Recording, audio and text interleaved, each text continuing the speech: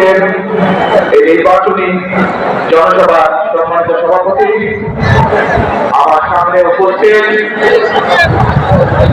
চট্টগ্রামবাসী মঞ্চে উপস্থিত নেতৃবৃন্দ, আমার প্রিয় সহকর্মীবৃন্দ, প্রিয় ভাই ও বোনেরা, আসসালামু আলাইকুম। আসসালামু আলাইকুম। অনুরা কেমন আছেন ভাই বোনেরা? আজকে আমরা এখানে সকলে একত্রিত হয়েছি একটি লক্ষ্যকে সামনে রেখে, অর্থাৎ একটি পরিবর্তনকে সামনে রেখে আমরা সকলে একত্রিত হয়েছি।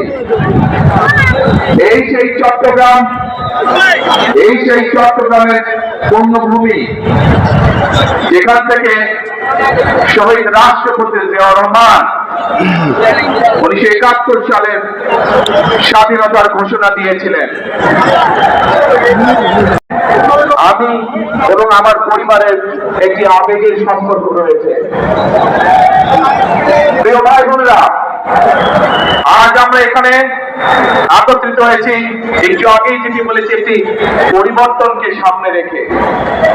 1971 সালে দেশ স্বাধীন হয়েছিল, সেই স্বাধীনতাকে রক্ষা করেছে 2024 সালের ছাত্র জনতার আন্দোলন।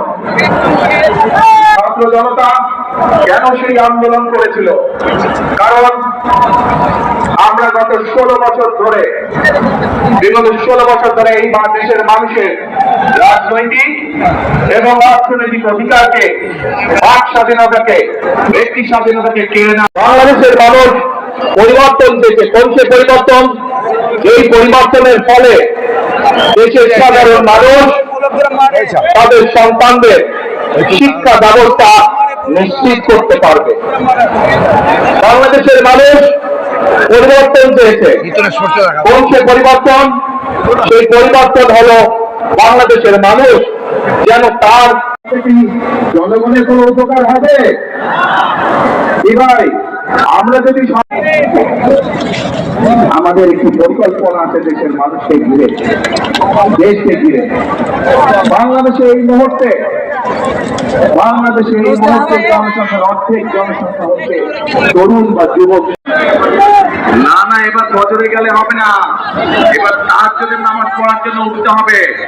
তার জন্য নামাজ পড়বেন এবং ভোট কেন্দ্রের সামনে গিয়ে, যার যে ভোট কেন্দ্রের সামনে গিয়ে ফজরের নামাজ জামাত করে আদায় করবেন।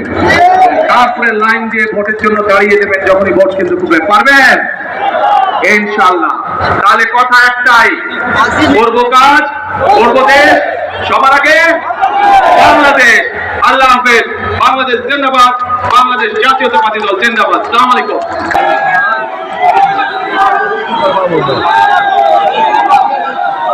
Relax relax relax relax